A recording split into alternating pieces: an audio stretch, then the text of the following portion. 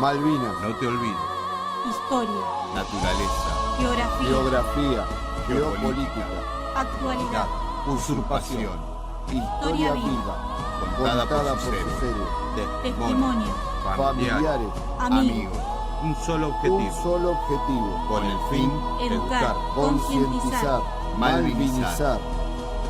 No se puede. Terminar una historia Cuando hay tantas. para contar. Malvinas. No te olvido.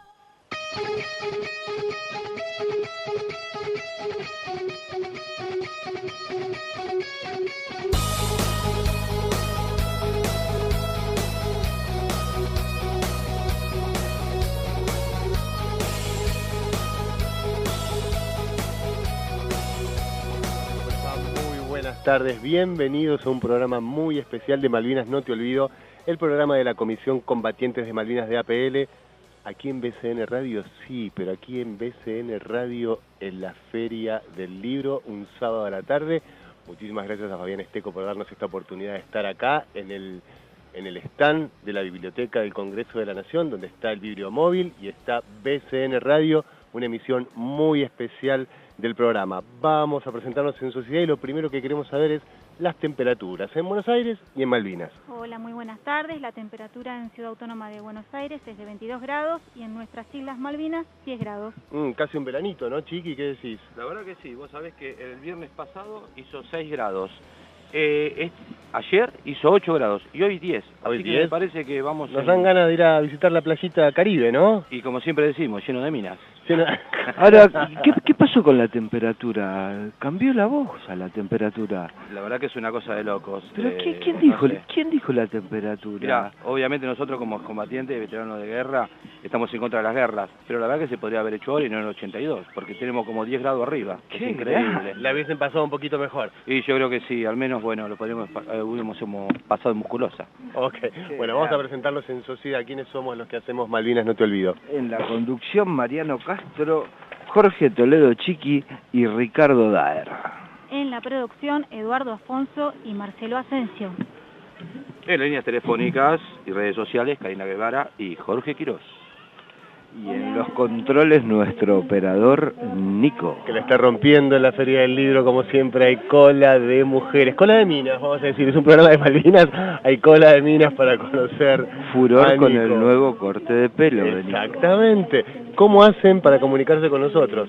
Vienen a la Feria del Libro primero y después... Exactamente, pueden comunicarse con nosotros a través de nuestras líneas telefónicas al 4378-5545 o 5546 o vía Facebook Malvinas No Te Olvido, o nos podés escuchar a través de www.bcnradio o también bajando la aplicación desde tu celular TuneIn. Tengo tanto Malvinas en la sangre que me enfermé, me resfrié esta semana, chicos. Estoy esperando a ver si me pueden dar algo, aunque sea una calcomanía, porque no me puedo tatuar de Malvinas, por favor. Vamos a intentar gestionarte una pensión, porque ya la verdad que pasaste a Ya ser un veterano de guerra. Ya estamos. Estuviste en Malvinas en 2014 y no despegás de nosotros del 2013, así que sos un veterano ya. Mi familia está preocupada, por eso te tengo que decir. Bueno, estamos cerrando de alguna manera un mes muy importante para la comisión, un mes que tiene que ver con la cultura, y lo hacemos nada más y nada menos que desde la Feria del Libro. A ver, Chiqui Toledo, Dígame usted. ¿cómo fue este mes cultural para la comisión? ¿Cuáles fueron las actividades? ¿Cuál es el balance que vos podés sacar de todas las actividades realizadas por la comisión? Bueno, como bien dijimos ayer, la verdad que fue el primer año que, conmemorando un nuevo aniversario, lo hicimos de una manera totalmente cultural. Y esto lo hicimos a través de la Comisión de Cultura de Diputados, Comisión de Cultura de Senado y Comisión de Cultura de APL. Entonces fue un mes con distintas actividades. Te digo que fueron muy fuertes, ayer lo hemos comentado, como lo del veterano de guerra pianista, pero creo que lo que nos sorprende realmente, decíamos, bueno, con esta actividad ya cerramos el mes, después vino otra, con esta cerramos, y al final hoy nos encontramos, ahora creo que sí, porque termina el mes, cerrando las actividades. ¿Dónde? ¿Dónde? En la Feria del Libro. En la Feria del Libro. Más cultura imposible. Siempre nosotros socializamos Malvinas con juventud y con cultura. El jueves lo hicimos con la juventud en el Museo de Malvinas e Isla Atlántico Sur. Y mira vos, hoy lo estamos haciendo a través de la cultura aquí. ¿Llevaron a la juventud de APL al Museo Malvinas? Exactamente, el jueves pasado. Te digo que fue una experiencia súper inolvidable. Estamos hablando de gente de qué edad, ponerle desde los 22 hasta los 30 y pico, 32, 33. Digamos que sí, exactamente. Por eso, la verdad que llevar 120 jóvenes al Museo Malvinas, hacer 2 grupos, dividirlos para que hagan la visita guiada. Después te puedo asegurar que se hizo un break, comimos unos sanguchitos, después se proyectó el documental Volver a Malvinas, donde vos también estás, sos protagonista. Y después de eso te puedo asegurar que la vuelta en micro no me la olvido más. Un momento, contemos entonces que también, empecemos la historia desde el principio, el Senado y la Cámara de Diputados, pero sobre todo el Senado, es el único lugar en el Estado donde se cumple con el 4% de trabajadores con capacidades diferentes. Fue un grupo de trabajadores y de jóvenes con capacidades diferentes. Exactamente. ¿Y cómo fue ese contacto? ¿Qué recibieron ustedes de ellos? ¿Qué recibieron ellos de ustedes? Eso es muy difícil de explicar con palabras. Entonces vamos a hacer televisión. Sí, señor. Vamos a empezar a hacer televisión. Sí.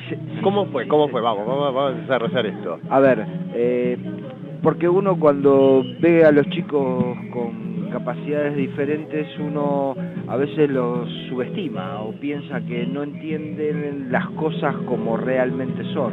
Y el jueves ellos se ocuparon de demostrarnos todo el tiempo que prestan atención absolutamente a todas las cosas que uno les dice. Por ejemplo, se hablaron temas cuando empezaba la visita guiada, ¿sí? Y al finalizar la visita ellos hacían preguntas que tenían que ver con cosas que se habían preguntado o que se habían comentado en el principio de la visita. Ni hablar de los abrazos, las caricias, la manera de mirarte, cómo te abrazaban.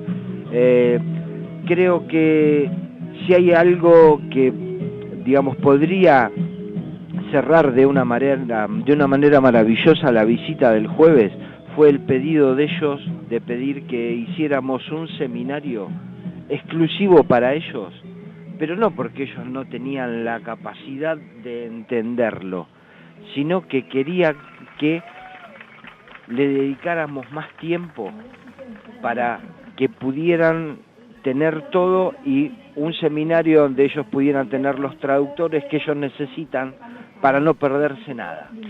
Ok, quiero aclararle un poco al público que nos está escuchando que los aplausos no es que le están aplaudiendo a Marcelo Asensio, sino que... ¿Cómo que no? Acá no te estaban aplaudiendo a Marcelo, ¿Cómo sino no? que acá ¿No era para mí? hablaste de los chicos con capacidades diferentes, fue muy bueno el speech, pero no te están aplaudiendo a vos, sino que acá en el stand de la Biblioteca del Congreso tenemos muchas actividades culturales, entre ellas música, entonces están aplaudiendo a quien está tocando en este momento.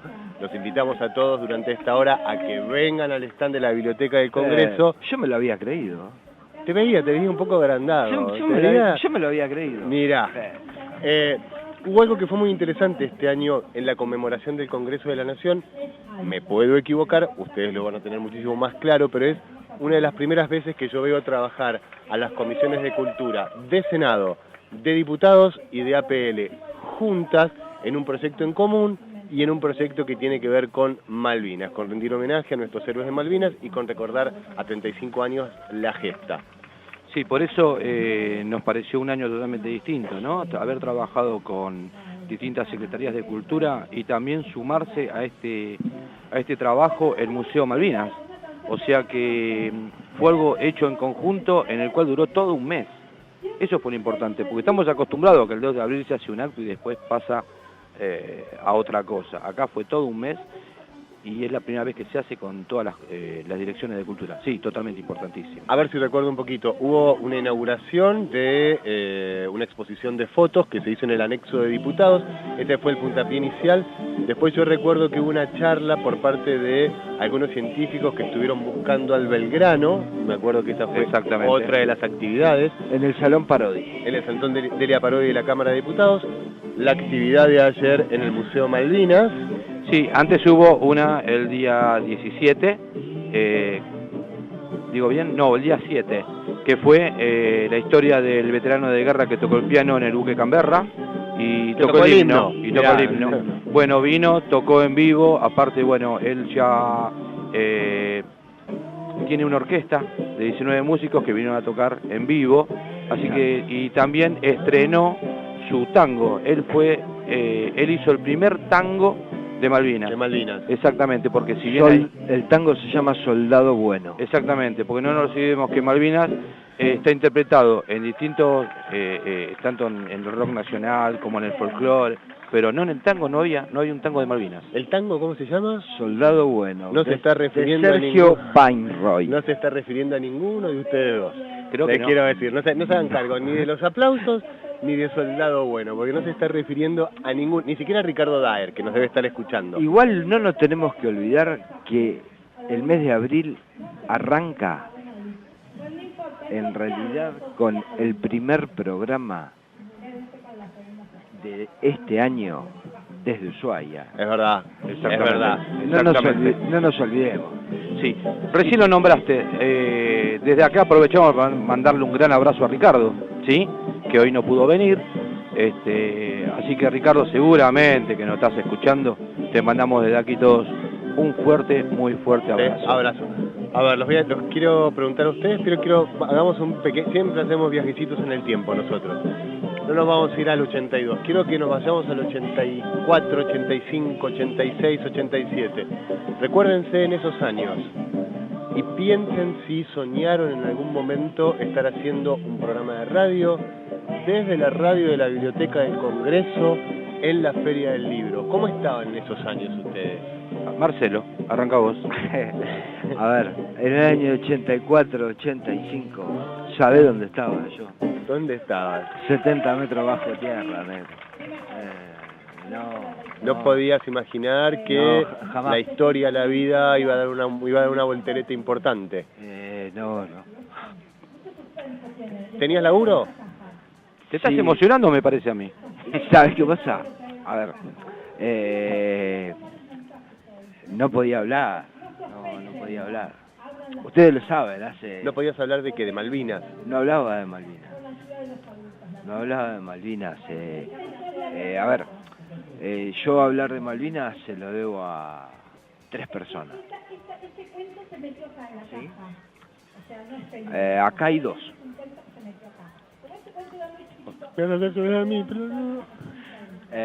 Sí, Claro. Y hay otra que nos está escuchando. Ok. Bueno, en los ¿Sí? 80 no laburabas, pero... No hablaba de Malvinas. ¿Cómo llevabas tu... Laburaba. Laburabas. Ok. Laburaba, nada más. ¿Y qué hicieron estas 3 personas para que pudieses soltar y pudieses empezar a hablar? A ver, el trastornado de Ricardo Daer, Combatiente, sí. sí, amigo de la infancia, de toda la vida, ¿sí? Me venía a buscar primero a su ministro, después a la subdirección de administración, después a la tesorería.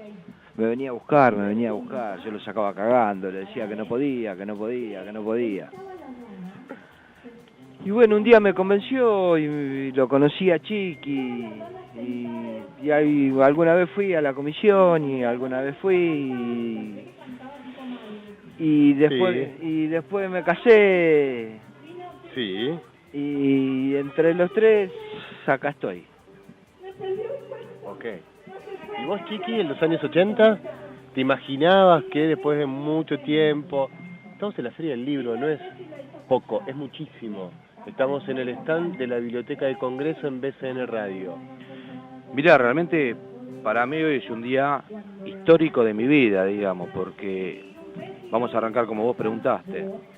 Para mí los días, el 82, 83, hasta el 85 fueron, creo que los peores años de mi vida. Porque yo lo primero que hice fue ser un miembro activo, ¿sí? Para la lucha por nuestros derechos. Sí. Pero de esa manera yo lo que trataba era de sacar totalmente el problema que tenía. Ahora, sentimentalmente, venía quebrado, venía 10 metros bajo tierra. Cuando hablamos sentimentalmente no estamos hablando de una novia, nada por eso. O sea, en general, veníamos con el golpe de Malvinas, veníamos con el golpe amoroso también. Así que sentimentalmente estaba destruido. Pero todo eso yo lo ejecutaba, digamos, siendo un miembro activo en las marchas, manifestaciones. El otro día lo contábamos en una charla del ICAP. ¿Qué es el ICAP? El ICAP, el Instituto de Capacitación, que está en la Cámara de Diputados. Ok. Dimos un seminario el día 20, y ahí lo conté realmente. Me recuerdo en esas épocas estar preso varias veces porque por los desmanes que hacía cuando hacíamos las movilizaciones. A ver, yo fui uno de los miembros que prendió fuego la torre de los ingleses. Al mismo tiempo también el monumento a Canning lo arrancamos de Retiro, lo atamos a un camión y lo tiramos en la costanera. Después, me acuerdo una noche habíamos armado carteles que decían muertos de Belgrano, bastante tétrico, pero bueno, en ese época no salió eso. Y fuimos y tapamos todos los carteles de la avenida Canning. Bueno, en más de unas oportunidades yo terminaba preso un rato y después me largaban, sabían que era combatiente y me largaban. Pero creo que todo el dolor lo desarrollaba en esta lucha, que eran las marchas y pedir por ¿Qué te nuestros decía la derechos. poli cuando ¿por qué te largaban? Decían, es que excombatientes sentían como una afinidad, sentían como... Sí, cuando me agarraban primero me llegó un par de palazos, era obvio, ¿no? Porque aparte yo les hacía frente, así que no sé, si yo tiraba una piña yo me pegaban 22 palazos. Cuando me detenían y me llevaban y sabían por qué y que yo era veterano de guerra, me tenían un rato y después venían, te querían hacer como un lavado de cabeza, pibe, portate bien, viste, ya está, lo otro ya pasó y bueno, dejamos todo acá, andate a tu casa.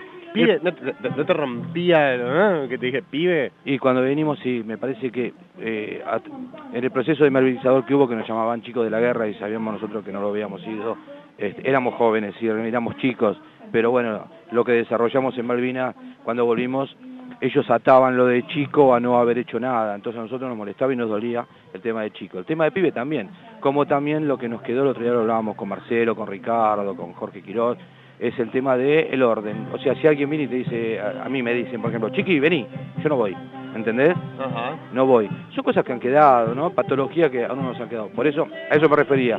Si me molestaba a pibe, sí, obviamente me molestaba. Así que mi vida en esos años fue así. Hasta que, perdóname, Sí. hasta que, bueno, conocí a mi esposa, ¿sí? Que aprovecho a mandarle un mensaje y le digo que el número es 22. ¿Por qué lo digo? Porque quedamos en que a ver si iba a escuchar el programa hoy. Me dijo, sí, lo voy a escuchar, pero ella es muy tuitera.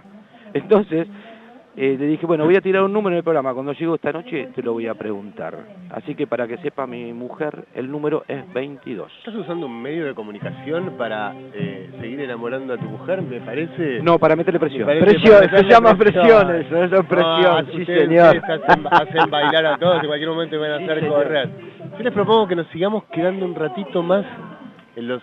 Primero nos vamos a ir vamos a nombrar dos hechos culturales muy importantes que tienen que ver con Malvinas, con Argentina, ya que estamos en un acontecimiento cultural como lo es la Feria del Libro. Primero, la resolución 2065 de 1965 durante el gobierno de Ilia, que no solamente fue un triunfo diplomático de Argentina, sino que también fue un triunfo cultural. ¿Por qué estoy diciendo esto? Porque a partir de esa resolución, en los textos de ambos países, cuando en inglés se nombra, no me peguen chicos, cuando se nombra las Falklands, tiene que venir seguidamente Malvinas, y lo mismo para el texto en español, cuando los argentinos nombramos Malvinas, tiene que venir el otro nombre que no lo voy a repetir. Entonces, se considera la 2065 como un triunfo cultural de nuestro país, y como para nosotros, que somos hombres, y una gran mujer argentina, que llevamos el fútbol en las venas, otro momento cultural, y en los 80, inevitablemente, es Maradona, Argentina, 2-1 a los ingleses. Se me acaba de recordar alguna anécdota que ustedes ya me han contado, y yo creo que sería bueno poder contar en este programa especial cómo escucharon ustedes ese gol. Así que primero Marcelo. 2-1. 2-1 fue el partido, ¿sí? Sí, 2-1. 2-1.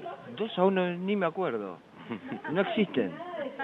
No existen. Ah, bueno, pasaba por ahí. Pero no O existen. sea, el 1 es como Falkland. Claro, Claro. no, son dos goles de Maradona. A ver, el mejor gol del mundo y el gol de la mano de Dios.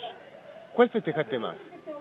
¿El de la mano o el mejor gol del mundo? La verdad, A ver, no, el que más festejé fue el mejor gol del mundo, ¿sí? El que más disfruté fue el de la mano. Ok. Sí, pero sin duda, sin duda. ¿A vos te hubiese gustado el de la mano en el minuto 48 sin un segundo? Sin duda, sin duda. Y Ok. si hubiera sido en Orsay también, mejor. ¿Te quedaste disfónico de gritarlo? Sí. ¿Qué hiciste con el físico? ¿A dónde fuiste con el segundo gol? ¿A quién agarraste? ¿Qué No, tiraste? casi me caigo de un balcón. Casi me caigo de un séptimo piso de un balcón para festejarlo. Sí, sí. A ver, vamos a contarle Marcelo Asensio entonces. Se te da vuelta el jeep, te salvás por el casco. No se me da, me caigo del Te jeep por caes un del jeep mortero. por un mortero, te salvás por el casco. Te cambiás de pozo, De pozo. un día y el día que te cambiás de pozo cae la bomba en tu pozo. Exactamente. Después, a la vuelta en el barco, te tirás para tomarte un whisky ahí en el bote salvavidas y casi te caes al mar y te Al morís mar. ahí. Y cuando Maradona hace el gol, casi te caes de un balcón. Exacto. ¿Hay alguna otra más para contar de la muerte cerca o ya te estamos ahí? No. Estamos, ya está, fue, ya está. Sos casi un gato con 4 vidas, te quedan 3. Me quedan 3. Te quedan 3. Ok. Me quedan 3. ¿Y usted, Toledo Chiqui, cómo grita esos goles? Mirá, yo realmente festejé los dos, porque el primero fue el 1-0, así que fue glorioso, y el segundo, bueno, fue una obra de arte. Se entiende que aparte de quienes los hicimos, ¿no es cierto? No, los dos goles los festejé, pero como loco. De hecho, yo lo había contado y le destruí una estufa a garrafa a mi madre. Así que, no, a ver, que no se entienda que soy una persona violenta, porque justo recién conté lo anterior, que no se entienda eso. Pero sí, quedó la anécdota, mi madre siempre se acuerda cuando cuenta y todo, agarré una estufa, las viejas estufas a gas, ¿no? Que la garrafa estaba adentro y se la rompía a piñas. En el segundo gol fue eso. Sí, en el segundo gol. Pero bueno, me parece que había sido como una venganza, porque había sido lo primero, el primer encuentro próximo a lo que había sido la guerra, ¿no? Así que había sido una, aunque sea de esa manera, había sido una venganza. Sí, sin duda. Yo sé que al plantel del 86 en México le llegaban telegramas, uno muy especial que le llegó que fue ganen como un exocet. Ese telegrama le llegó al plantel de la selección argentina. Inolvidable, Maradona saliendo y Maradona arengando al equipo cuando se cantaba el himno, digamos. Que mi viejo, les tengo que contar, mi viejo no estuvo en Malvinas, pero mi papá salió, se levantó de la siesta y de los nervios que tenía, se cayó en el pasillo de casa. Se cayó. Ajá. De los nervios. Fue como, ¿hay un partido más importante que ese en la historia de nuestra selección? Yo creo, de mi parte no. No. Bien, de mi parte no. A ver, Ni siquiera otros partidos con Inglaterra. No, porque este fue el primero, viste, después de la guerra, y fue como una venganza para... igualmente, hoy, no hay ninguna persona que le guste el fútbol, que sienta el fútbol, que tenga sangre, que le guste el fútbol, que juegue con Inglaterra y que no quiera ganarle, pero no ganarle, que no quiera humillarlo, que no quiera ganarle con, ya te digo, con un gol con la mano, en Orsay, que no sirva. Me estás haciendo acordar de algo, ¿te acordás? No este partido, vamos mundiales para adelante. ¿Cuándo se lo acusó a Verón de tomarse mucho tiempo por el córner y todo eso? Pero, ¿les pareció eso a ustedes o no? Sí, Pobre señor. la brujita, ¿eh? No, qué pobre. No, pobre la... Por favor. ¿Te pareció eso a vos? Sí, señor. Mira, ¿y a vos, Chiqui? Mira, yo realmente siempre fui fanático de Bielsa, así que me parece que me dolió mucho más haber quedado afuera que el recuerdo de Verón. No quedamos afuera en ese partido. No, Quedamos afuera afuera con Suecia en un tercer partido, si no me equivoco, en el último partido de la zona. Exacto, quedamos afuera en la primera rueda, se entiende, pero no estábamos acostumbrados a eso. Y aparte habíamos ido con un excelente plantel y con un técnico. Habíamos clasificado con... Primero, éramos candidatos, en el momento de clasificación Seguro. éramos el candidato, el que todos creían que iba a ganar la Copa del Mundo. Voy a decir algo muy bueno de Juan Sebastián Verón en este año. Le tengo que reconocer, y todos creo que le vamos a reconocer, la camiseta de Estudiantes con las Islas Malvinas. Sí, señor. Muy bien, muy bien. Sí, Le señor, reconocemos eso. se lo reconozco. Pero tengo memoria. Está bien, bueno, pero vamos a quedarnos con este último gesto. Sí, me parece que, a ver, yo desarrollando desde que comenzamos el tema, Sí. yo fui violento, pero él es rencoroso. Yo tengo memoria, perdón. Yo no entiendo por qué, chicos, ustedes pueden ser violentos y rencorosos. No entiendo qué habrá pasado en No, su pero- vida para que suceda esto. Para mí no es excusa que nos hayan caído toneladas y toneladas de bombas encima como para ser así. No es excusa. ¿Vos estás diciendo que ya es como que tenemos que cambiar el tema y empezar a las toneladas y toneladas y toneladas de bombas? Podría ser, ¿por qué no? Estamos ahí 24, estamos promediando la mitad del programa. Lo que podríamos decir entonces es... Hoy estamos a 29, ¿no? Sí. Estamos 29. muy cerca del Día del Trabajador, por supuesto desde acá queremos hacer extensivo un saludo de feliz Día del Trabajador a todos los trabajadores de Argentina, sobre todo a los trabajadores legislativos, y Sí, nos vamos señor. a quedar Exacto. en esto de el Día del Trabajador, que para todos nosotros tiene una connotación social, histórica, y que tiene que ver con el trabajo y con la lucha de los trabajadores. Ahora sí me están aplaudiendo a mí, ahora Ahí está. sí me están aplaudiendo a mí. Sí, señor, sí, señor. Exactamente. Pero para los veteranos de guerra, el 1 de mayo tiene otra connotación. ¿Por qué, muchachos? Bueno, se entiende que, a ver, creo que el 1 de mayo fue el primer ataque británico, fue a las 4:40 de la mañana, un bombardero Vulcan saliendo de Isla Ascensión, una isla que le prestó Estados Unidos, ¿no? Fue tema el tema de la isla entre nuestro presidente y Donald Trump ahora, el préstamo de la isla. Estaba en agenda, ¿eh? ¿Sí? Sí, yo te aseguro que sí. Bueno, ahora puede ser, claro, sí, con las relaciones carnales es muy probable que, Exactamente. que no se dan varias cosas. Bueno, un bombardeo a las 4:30 de la mañana. 4:40 de la mañana fue el primer bombardeo, y a partir de ahí ya se iniciaron las acciones bélicas en Malvinas. Yo creo que para nosotros los veteranos de guerra el 1 de mayo tiene esa connotación de ser el Día del Trabajador y aparte haber tenido la primera experiencia bélica en el cual no hay ser humano que esté preparado para afrontar ese shock que fue haber empezado a ser bombardeados. Nosotros no pensábamos jamás que íbamos a llegar a acciones bélicas, y yo recuerdo cuando fue el primer bombardeo. ¿Dónde estabas? ¿Cómo escuchaste? ¿Cómo fue tu reacción? ¿Cómo fue eso? Nosotros a partir del día 30, ya la flota británica hace el bloqueo entre las islas y el continente, y ya nosotros estábamos alertados que podíamos ser atacados en cualquier momento. A partir de ahí se incrementaron las guardias, que eran 4 horas apostado por una de descanso, así rotativo todo el día. El día 1 de mayo a mí me toca guardia de 1 a 5 de la mañana, a 300 metros de donde estaban nuestras posiciones. Ajá. Y te digo, recuerdo que estaba, viste, cuando vos, entre el frío que hacía, la llovizna, estaba helado esa noche. Estaba mirando hacia el horizonte, pero con la vista perdida. Y de golpe veo que se hace como de día en un color naranja, y a los pocos segundos escucho el sonido de las bombas, y a los pocos segundos escucho el sonido de los aviones. Y ahí automáticamente, en la oscuridad, porque los montes eran todos oscuros, se empezaron a escuchar gritos de órdenes. Nosotros teníamos automáticamente que subir hacia la ladera del monte para protegernos entre las rocas. Así que empecé a escuchar todos esos gritos y yo vi eso y digo, se pudrió todo.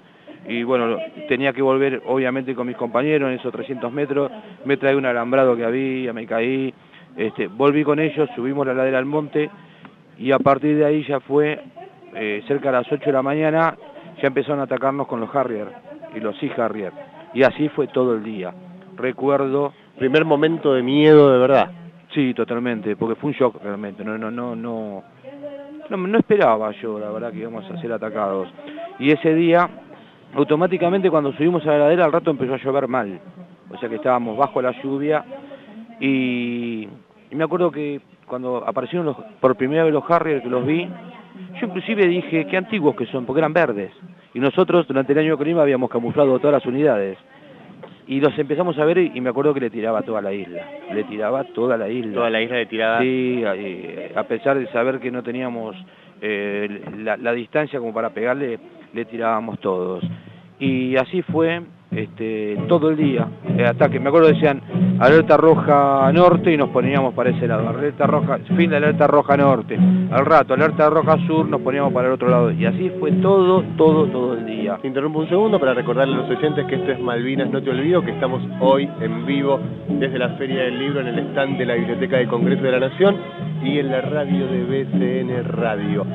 Marcelo Asensio, 1 de mayo en Malvinas, ¿dónde estabas 4:40 cuando empieza el primer bombardeo?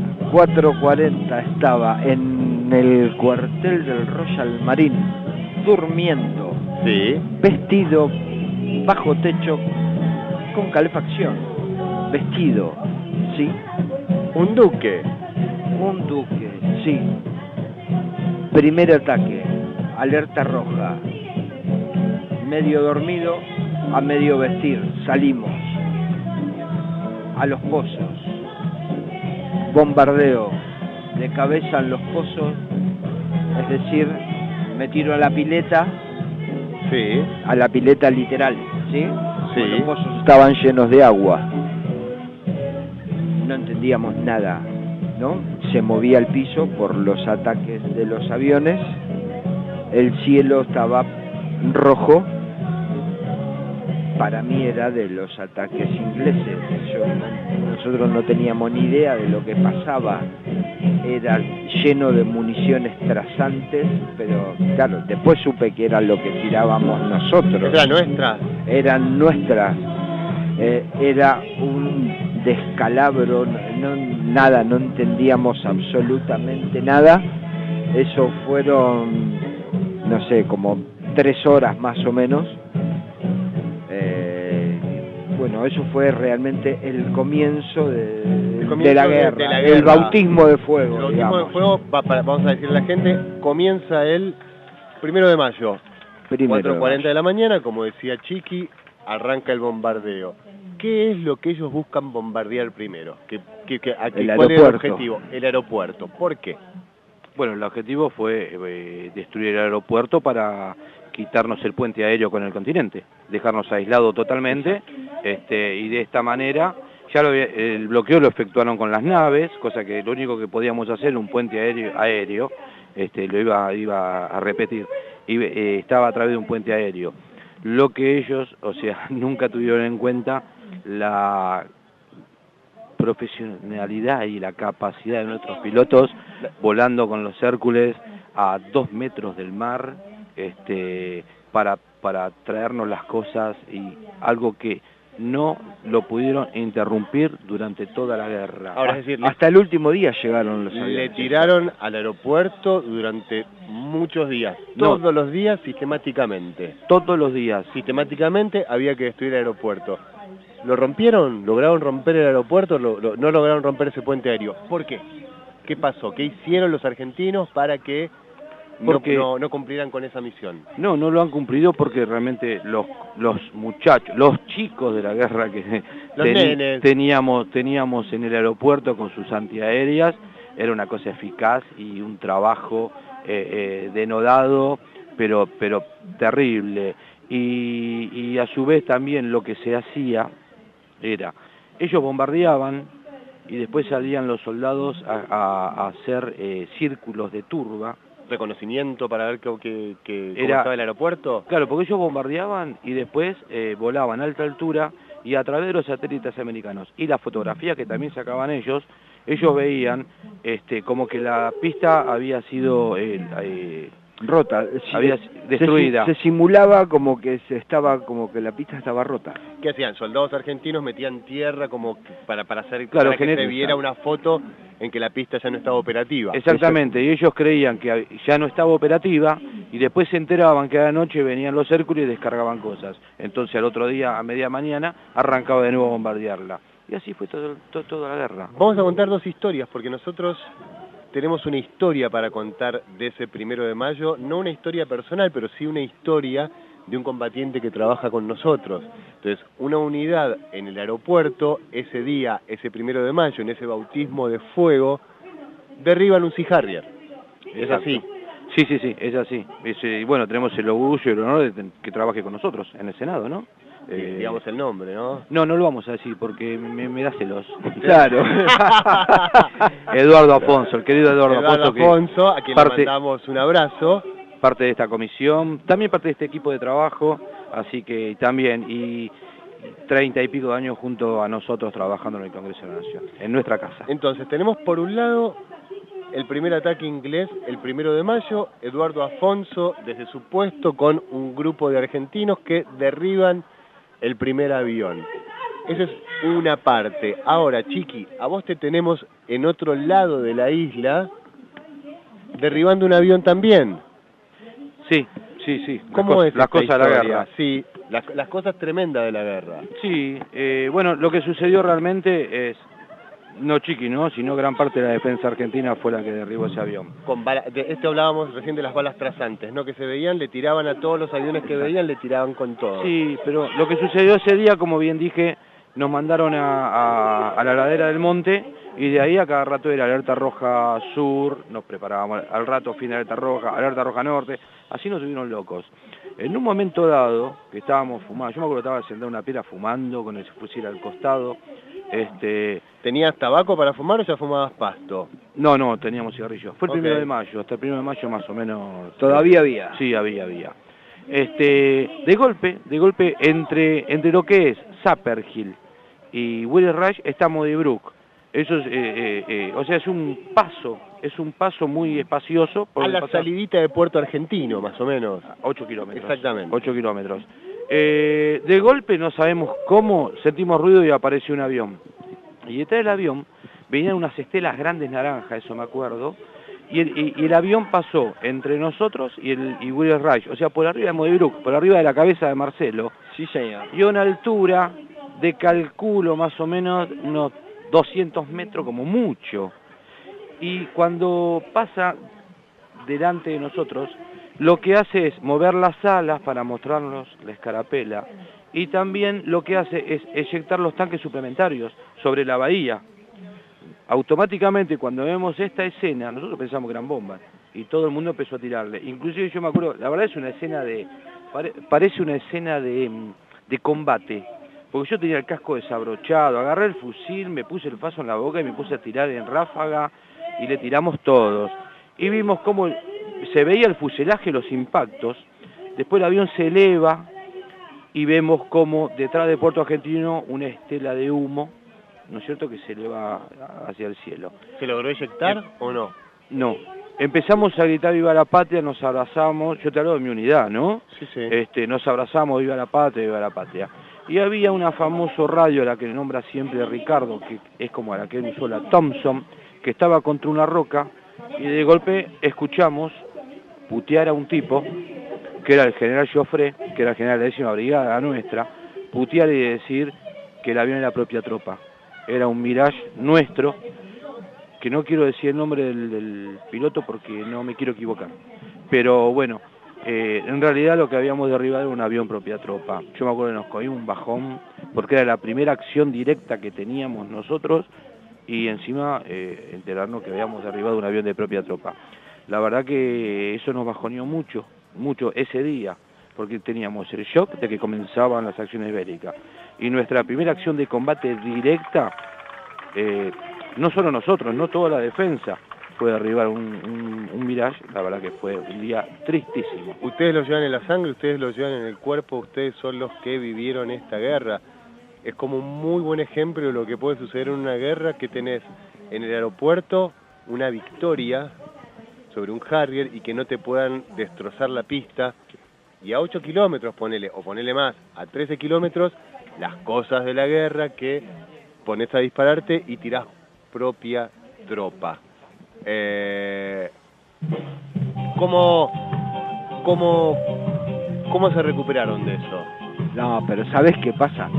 Nosotros vimos cómo venían las órdenes, nosotros veíamos y escuchábamos de qué manera daban las órdenes y de qué manera decían las estupideces que decían,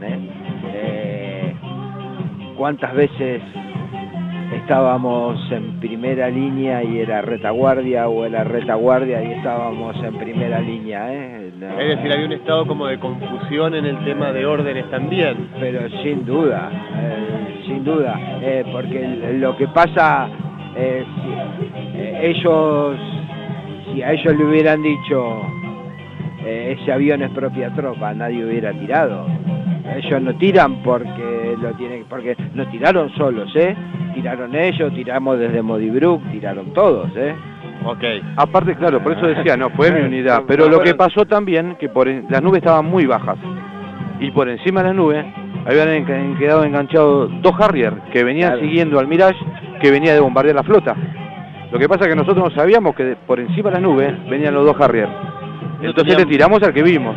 Ok, no había forma de saber eso. No, porque nosotros esas eran las famosas estelas que yo vi, estelas naranjas. Claro. En realidad eran lo que le estaban tirando los Harrier al Mirage. Exacto. ¿Entendés? O sea, pero aparte de claro, es obvio que iba a haber confusiones, porque fue el primer ataque, fue el primer día. Los ingleses estratégicamente iban a desembarcar sobre la playa sureste, iban a desembarcar ahí, estaba todo nuestro fuerte ahí, después terminaron desembarcando y viniendo por el oeste y hubo que girar toda la defensa, la primera línea de combate, hubo confusiones constantes porque iba girando la estrategia también inglesa, ¿viste? Lo que iba a ser primera línea terminó siendo retaguardia. Exacto. Ah, les cambió todo. Ahora, la pregunta es, 1 de mayo, empieza la guerra, empieza el ataque sistemático. ¿Cómo resistieron, cómo aguantaron, cómo pudieron llegar adelante? No les quedaba otra, no se podían escapar porque no había manera de escapar a ningún lado. Todas las mañanas, durante mucho tiempo, a ustedes les tiraban bombas para matarlos. Empezaron a no dormir, me imagino. ¿Qué situaciones empezaron a vivir a partir de eso? Pero es que no eran todas las mañanas. ¿Era todo el tiempo? Era todo el tiempo. Es decir, a partir del 1 de mayo dejó de haber mañanas. Ya no había más mañanas. No había tardes, no había noches. Dejó de haber, claro, a partir del después del 1 de mayo, llegó el 14 de junio. ¿Una larga temporada en el infierno? Tal cual, es decir, después del 1 de mayo llegó el 14 de junio. Le voy a hacer una pregunta jodida, que nunca se las hice. Hasta el 14 de junio, ¿recuerdan algún momento en el que la hayan pasado bien? No, ¿sabés qué? Me lo han preguntado muchos colegios. A mí me han preguntado si me reí alguna vez en la isla, ¿viste? Y después es como la colimba es una tortura. Después cuando te juntás con los viejos compañeros de colimba te empiezas a reír, a acordar anécdotas. Yo me acuerdo de anécdotas, pero creo que era todo mecanizado. Yo te cuento una simplemente. Hacíamos guardia todas las noches, todo el día, pero a las noches nos tocaba arriba del monte y teníamos un teniente que era medio concheto en esa época, ¿viste? Inclusive la no le iba a servir de mucho, ¿no? Era de doble apellido y aparte te hablaba como un concheto, ¿viste? La ropa la tenía perfecta, estábamos todos negros y él tenía ropa perfecta. Entonces, ¿qué hacía? Vos te apostabas, te llevaban a apostarte en el puesto y al rato veías vos un movimiento en la oscuridad y era este teniente que se asomaba de un lado al otro para ver si vos estabas atento. Entonces vos decías, salto quién vive, y él te decía, teniente fulano, señal de reconocimiento, luna, sol, ponele, avance, ¿no? Y él decía, bien soldado, para ver. Pero ¿qué pasa? Llegado el momento, con tanto desgaste, como la guardia la hacíamos de 2, entonces de repente decía, che, dormite un poco, y uno dormitaba y el otro se ponía las pilas y estaba de guardia. Ya molestaba a este teniente. Entonces en esos fogones diarios que hacíamos con turba, yo dije, esta noche le digo, lo voy a hacer pasar vergüenza. En otras palabras, ¿no? En otras palabras. ¿Por qué? Porque era tan concheto que él dice que no conocía el fútbol. ¿Entendés? Él jugaba al golf y dice que su único deporte era el rugby. Entonces yo dije, escuchen, estén atentos esta noche. Y esa noche me tocó guardia. Entonces por ahí, viste, veo al rato en la oscuridad, tiqui, tiqui, tiqui, que se mueve, viste. Entonces, alto quien vive, teniente fulano. Le digo, señal de reconocimiento, no sé, pasto, piedra. Y no le dije avance, le dije, ¿de qué color es la camiseta de Rosario Central? Y se escucha, soldado, ¿qué me dice? ¿Viste? ¿Qué me dice? Entonces yo lo grito, ¿de qué color es la camiseta de Rosario Central? Y tiro un disparo al aire, y se escucha, azul y amarilla, azul y amarilla, azul y amarilla. De los pozos... Amarillo. Sí, se olvidó del tonito cheto. De los pozos empezaron todos a reírse y a grito pelado en la oscuridad, y era un momento donde eso sin paz, que no estábamos siendo bombardeados. Hoy te lo acordás y decís, mirá qué loco, que la verdad, alguna anécdota dentro de una guerra. Bueno, te digo que cuando le dije avance vino, me quiso bailar, me puteó, me dijo de todo, me quería hacer consejo de guerra, y después todos lo verdugueaban como diciendo... ¿Cómo? No era que no sabía fútbol, ¿viste? Pero sí sabía hasta el color de la camiseta de Rosario Central. Bueno, le pregunté a la de Boca de River, que la conocen todos, ¿entendés? No, porque seguramente debe saber de fútbol, pero lo tiene prohibido hablar de fútbol y de esas cosas. Por su condición, sí, exactamente. Bueno, pero estuve en Malvinas. Bueno, pero a esto iba. No, pero perfecto, no, aparte, bueno, es un compañero más de batalla. A lo que voy es... que vos preguntaste si habíamos tenido alguna anécdota. Y sí, hoy la contamos cuando nos juntamos en los asados con mis compañeros del escuadrón y nos reímos de esas cosas. Le voy a preguntar lo mismo a Asensio, me da miedo lo que pueda llegar a contar. A ver. Y no, ¿sabes qué no? Ningún robo de whisky, ningún robo de nada. Pero no me daba gracia, no me causaba gracia, eso me lo robaba y me lo tomaba. Ok. Pero porque aparte lo disfrutaba porque yo se lo robaba a los ingleses. Eso se lo robé. Así, a ver, perdón, no se lo robé a los ingleses, ahí estoy mintiendo, ¿ves? Porque se lo robé a los argentinos. ¿O que no lo querían compartir? No, porque, a ver, era whisky inglés. Qué mal la pasó, ¿eh? Que la pasó bastante mal, ¿eh? Bueno, igual que se lo habían incautado del cuartel del Royal Marine, que no lo querían compartir. Es decir, era el whisky que tenían los ingleses, la tropa inglesa del Royal Marine, y no lo querían compartir.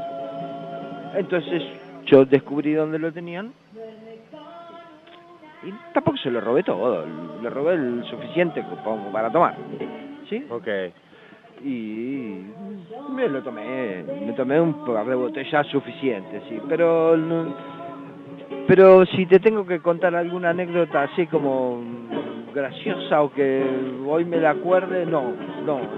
Bien, vamos a ir a otro tipo de anécdotas, yo porque quiero que quede testimonio de este día en la Feria del Libro. Recién hablamos quizás de cosas graciosas, me voy a ir de cosas graciosas. Arranca el 1 de mayo. ¿Cuándo es el momento que tu unidad Chiqui tiene la primer baja? Bueno, la primera baja realmente la tenemos, gracias a Dios, el 11 de junio cuando entramos en la batalla final. Lo que hemos tenido del 1 de mayo en adelante fueron muchos heridos por los bombardeos, pero la primera baja, digamos, muerto en combate, lo tuvimos ya la madrugada del 12 de junio cuando entramos en combate en Monte London, o sea, en una posición de bloqueo 800 metros de Monte London.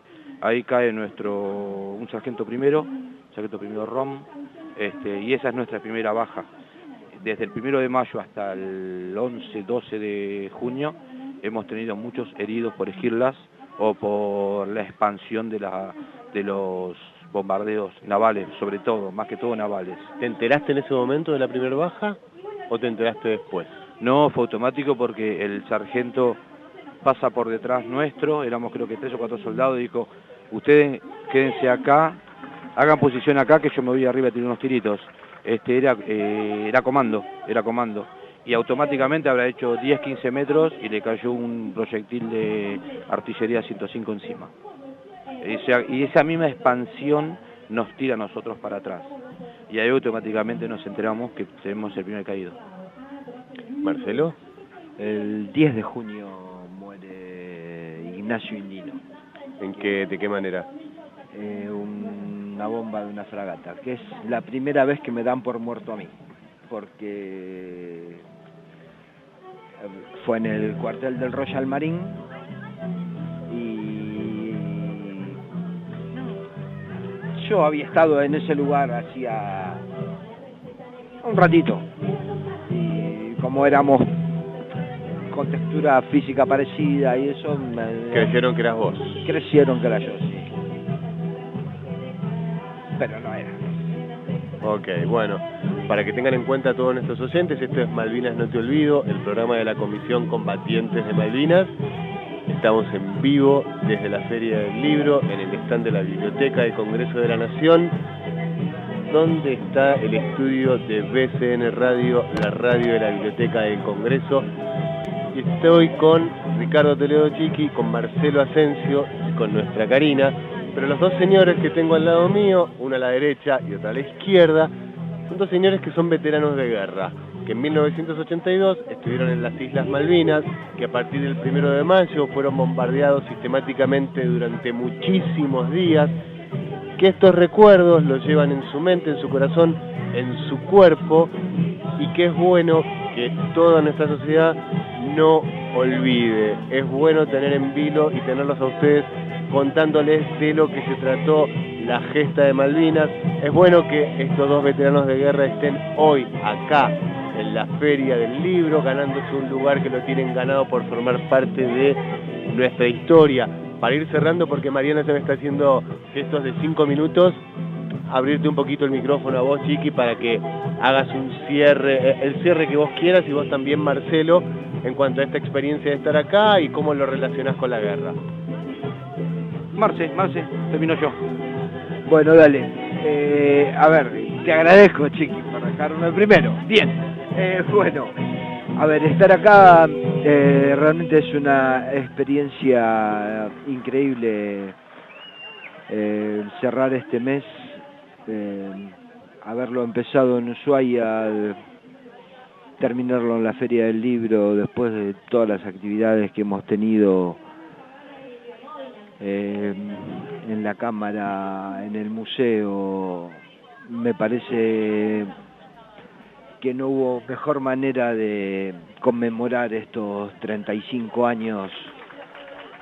Y como hemos hablado muchas veces en la oficina, creo que es la primera vez que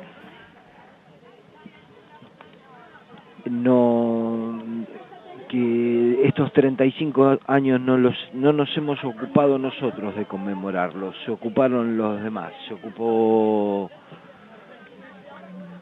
ocuparon las direcciones de cultura de ambas cámaras, del gremio.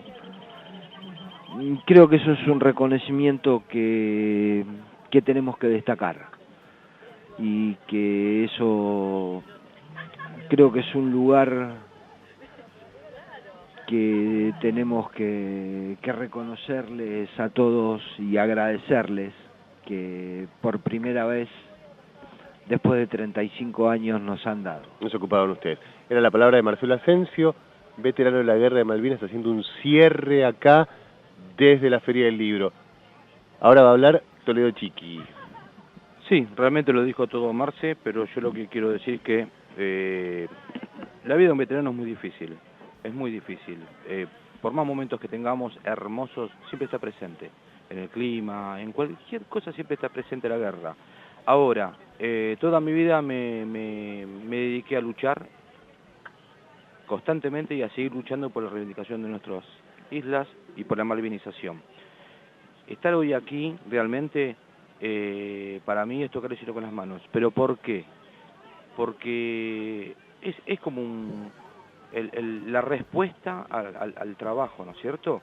Estar acá con 4 amigos como ustedes, 3 amigos como ustedes, queridos amigos, vos Mariano, que te sumaste a trabajar con nosotros de una manera muy cariñosa, Karina, que está al lado nuestro constantemente, Marcelo, ya sabemos, somos parte de la comisión y amigos. Después, y a querer agradecer, no olvidarme de agradecer, ¿no es cierto?, a Fabián Esteco, a Mariana Salas, a todo el equipo de BCN Radio, que nos da el espacio todos los viernes, y fuimos invitados aquí para formar parte de este evento cultural, a Norberto Di Próspero, porque gracias a él hoy estamos acá, gracias a él tenemos espacio, gracias a él podemos malvinizar todos los días de nuestro trabajo. Y para mí, en lo personal, sé que mi familia me está escuchando desde casa, pero hoy en presencia acá, a 5 metros de la mesa donde estamos, está mi hija y está mi yerno. Así que para mí es un broche de oro que mi hija la tenga acá presente mientras yo estoy malvinizando, siguiendo malvinizando. La verdad que muy feliz de la vida, y te dejo a vos, Marianito, para que lo cierres. Está terminando el programa, ahora los queremos invitar a que sigan en la programación de BCN Radio. Viene un programón que se llama Palabra Viva y van a entrevistar a un gran escritor como Guillermo Martínez. La propuesta siempre de Malvinas No Te Olvido es llevarles a ustedes historia viva, contarles lo que sucedió en nuestras Islas Malvinas en 1982 en primera persona. Y no solamente en 1982 y en primera persona, sino lo que ocurrió con nuestras Islas Malvinas desde el principio de los tiempos hasta hoy, porque desde el principio de los tiempos hasta hoy hay muchísimas pruebas de que las Malvinas son argentinas, que forman parte de nuestro territorio. Entonces, de eso se trata este programa. Les quiero agradecer muchísimo siempre. Para mí poder estar con ustedes es poder formar parte de la historia. Así que el cierre no es mío, tenemos 10 segundos, cualquiera de los dos, cierre, muchachos. Bueno, como dijo Mariano, la verdad, y el gran placer de ver toda la gente que colabora con nosotros desinteresadamente, día a día, como hoy aquí en esta mesa. Te vuelvo a repetir, Marianito, estás vos y estás vos, Cari. La verdad que 1.000.000 de gracias de todo corazón, gracias a todos. Nos vemos el próximo viernes, ahora sí, de 14 a 15 horas. Gracias por todo, muy buen fin de semana, feliz Día del Trabajador. Gracias. Qué lindo que es estar en la tierra, después de haber vivido el infierno. Qué lindo que es poder amarte y mirarte otra vez, después de estar tan enfermo. Qué lindo corazón que estás acá y acá latiendo, y me desenredes los ojos. Y si por ahí el miedo me viene a buscar de nuevo, voy a recordar lo que cantamos una vez, mirando el cielo. Cántale a la luna y al sol, cántale a la estrella que te acompañó, cántale a tus amigos con el corazón. Cántale a la luna y al sol, canta que es la tierra que canta en vos, cántale a tus amigos con el corazón. Yo no sé por qué a veces me pierdo, los ojos se me dan vuelta y me muero por dentro, y me encierro otra vez y no puedo salir. Ay, ay, ay, ay, ay, ay, no puedo ver lo lindo de cada momento. Es que a veces no me le animo al niño que llevo dentro.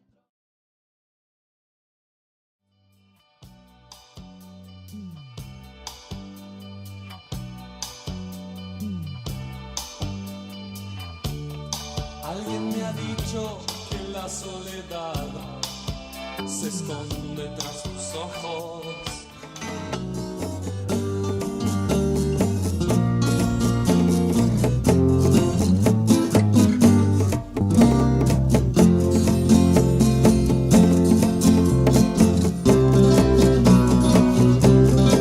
Están escuchando BCN Radio. Hoy, siempre en tu compañía. Hola, muy buenas tardes a todos. Estamos acá en el stand de la Biblioteca del Congreso de la Nación.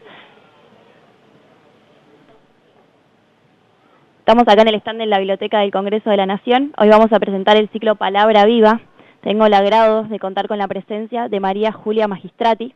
Ella es poeta, periodista y gestora cultural. Hoy va a entrevistar a Guillermo Martínez. Él es autor de los libros Cuentos del Infierno Grande y La Felicidad Repulsiva, de las novelas acerca de Roderer, La Mujer del Maestro, Crímenes Imperceptibles, traducidos en 38 idiomas y llevada al cine por el director Alex de la Iglesia.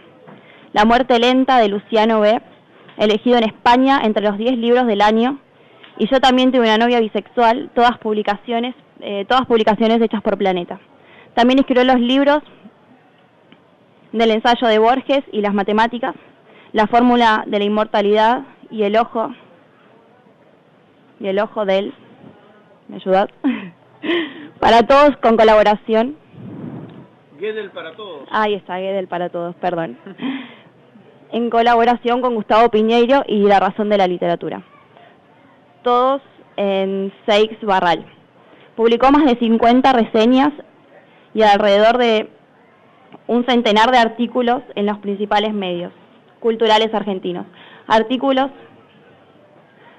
otros premios del Fondo Nacional de las Artes y Premio Planeta 2003. El Premio Conex de novela, el Premio Hispanoamericano de Cuentos Gabriel García Márquez. Fue jurado de los principales premios latinoamericanos de Argentina, Planeta, MC, Fondo Nacional de las Artes. Fue también jurado internacional del Premio Alfaguara y Premio Nacional de Colombia. Dictó clases de literatura en la Universidad de Virginia y en la Universidad de Columbus en los Estados Unidos, y también talleres literarios en el Malva. La Fundación Antorcha, la Biblioteca Nacional y la librería Dayan Usina. El programa Plop, Cadete de Risa, sobre humor gráfico en Argentina, Premio Nueva Miradas 2017. Sus novelas, relatos e historias se han publicado en docenas de países y de un relato suyo, Cenitrán, se hizo una película en 2009. Su producción, bueno, listo, lo dejamos ahí. Entonces, mil disculpas, los dejo con ellos para conseguir la entrevista. Bueno, gracias. Bueno, muchas gracias. Gracias a todos por estar acá, a pesar de los mosquitos. Así que, bueno, vamos a ver si charlamos un poco. Bueno, buenas tardes. Un placer estar acá junto a Guillermo. Guillermo, como un poco cuenta su resumen que se acaba de leer, es uno de los grandes escritores que tenemos en la Argentina, porque además de toda su obra literaria, es un pensador también sobre la literatura, ¿no? Ya diríamos que estamos casi en presencia, no, casi, en presencia también no solamente de un gran escritor, sino también de un gran intelectual, con una obra muy maravillosa que recomiendo leer a quienes todavía, y esta es una oportunidad para descubrirlo. A Guillermo lo conozco de hace un tiempo, conozco su obra y lo he escuchado contar un relato que me encantaría que lo comparta hoy con ustedes, de cómo fueron sus inicios. Guillermo nació en Bahía Blanca y cómo fueron sus inicios en esta vinculación, ¿no?, con los libros. Así que... Bueno, gracias, Julia. Sí, en realidad yo nací en una casa donde los libros eran, digamos, parte de la vida cotidiana, había una gran biblioteca familiar. Mi papá era un escritor amateur muy dedicado, es decir, no se interesaba por publicar, pero sí escribía verdaderamente por amor al arte y se presentaba a concursos y, por ejemplo, había ganado un concurso que el premio era el equivalente a lo que serían ahora unos 5.000 pesos en libros, más o menos. Entonces había comprado una cantidad de libros y, digamos, toda la casa estaba llena de libros. Mi mamá, una profesora de letras, que terminó la carrera ya de grande, con los 4 hijos ya nacidos. De hecho, mi primer nombre en realidad es Néstor, y tiene que ver con que ella estaba leyendo la Ilíada y le gustaba mucho el personaje del sabio Néstor en la Ilíada. Y bueno, en mi casa había una especie de militancia por la lectura. Bueno, siempre cuento esto al punto de que mi papá no quiso que tuviéramos televisor durante la infancia para obligarnos a que tuviéramos que caer en los libros, digamos. Así que todos los hermanos leímos mucho durante la infancia y además en la ciudad de Bahía Blanca hay una biblioteca notable, bueno, que Julia seguramente la conoce, que era la Biblioteca Rivadavia, un edificio precioso y bueno, y entonces ahí iba yo, digamos, casi todos los días a buscar algún libro. También ahí leí mis primeros desafíos como lector los tuve ahí, ¿no? Me acuerdo que estaba muy orgulloso en el momento en que leí El Conde de Montecristo, porque fue mi primer libro realmente grande que leí en esa biblioteca. Después ahí leí todos los libros de Sherlock Holmes, los de Agatha Christie, los de la colección Iridium, los de la colección Robin Hood, en fin, desde siempre estuvo, tanto estuvieron los libros como también el cine, porque mi papá y mi mamá fueron socios y de hecho se conocieron como socios fundadores del Cine Club Bahía Blanca. Entonces también las películas estaban, o se comentaba también de películas en casa. Mi papá, que era muy histriónico, nos actuaba la película que acababa de ver, ¿no? Iba a la función del Cine Club, que era a la tarde, y a la noche contaba para todos los hermanos la película que había visto. Bueno, y hablando un poco de la infancia, queríamos preguntarte, ¿cuál era esa imagen que vos tenías en ese momento, en este acercamiento a la lectura, con la biblioteca familiar, ¿no? ¿Qué imagen vos te hacías de un escritor y qué continuidad tiene esa imagen en la actualidad, o si cambió? ¿Cuál era la motivación y esa imagen, esa representación del escritor? Bueno, yo creo que los chicos aprenden naturalmente, no solamente de lo que les enseñan, sino de lo que ven, ¿no? Entonces es común que en las familias de tenistas los hijos estén con raquetas, acompañando a los padres, y de una forma casi natural absorban algo de lo que es el juego del tenis. Para mí, un escritor era por supuesto, algo lejanísimo, que estaba posiblemente en Buenos Aires y en la tapa de los libros que yo leía. Y, digamos, la versión posible para mí era lo que era mi papá, que era una persona que escribía cuentos y los enviaba a concursos con suertes diversas. A veces ganaba, a veces sacaba una mención. Por ejemplo, él estuvo en una de las antologías de cuento argentino. Él ganó el primer premio de un concurso que Héctor Libertela sacó el segundo premio. Estaba muy orgulloso por eso, porque Libertela fue uno de los grandes escritores que dio Bahía Blanca. Y justamente referido a Libertela, hay un libro de Libertela que se llama La arquitectura del fantasma, donde él cuenta algo interesante sobre esta especie de experiencia compartida de lo que significa enviar a concursos. Él dice que cuando vivía en Bahía Blanca, enviaba a los concursos literarios sus mamotretos, y que pegaba entre la página 100 y la 101, las pegaba con una gotita digamos, de plasticola, ¿no? Y entonces cuando los recibía de vuelta descartados, iba hasta la página 100 para ver si realmente el jurado se había tomado el trabajo de leer hasta el final su mamotreto, ¿no? Entonces era como que tenía el consuelo de pensar, bueno, no lo han leído como se merecía, no se han tomado el trabajo de leerlo, no saben lo que valgo porque no leyeron hasta el final. Y después él se convirtió en el escritor famoso que fue, o muy reconocido que fue. Nunca llegó a ser famoso en el sentido habitual, pero muy reconocido, y le tocó ser jurado de concursos literarios. Y ahí tiene una frase muy buena que él dice: y entonces me di cuenta al revisar los mamotretos de otros escritores en ciernes que me llegaban, que todo escritor está de algún modo condenado a una cárcel sintáctica, que uno solamente tiene que ver cuál es el fraseo del escritor y que inmediatamente sabe de algún modo los puntos que calza, ¿no? O sea, con las primeras páginas. Es decir, que hay algo así como un modo donde los escritores se mueven alrededor de esa idea me gusta mucho, de la cárcel sintáctica. Y entonces dice, una vez que uno percibe quién es el escritor que tiene adelante, basta ir a la página 100 y despegar la gotita de plasticola antes de devolver el manuscrito, ¿no? Es decir, como él cambia en la madurez, la idea esa de que es necesario leerse todos los libros hasta el final, por la otra, que es la que en el fondo tienen los que han leído suficientes libros, que es esta sensación de, ya sé con quién estoy acá en este libro, ¿no?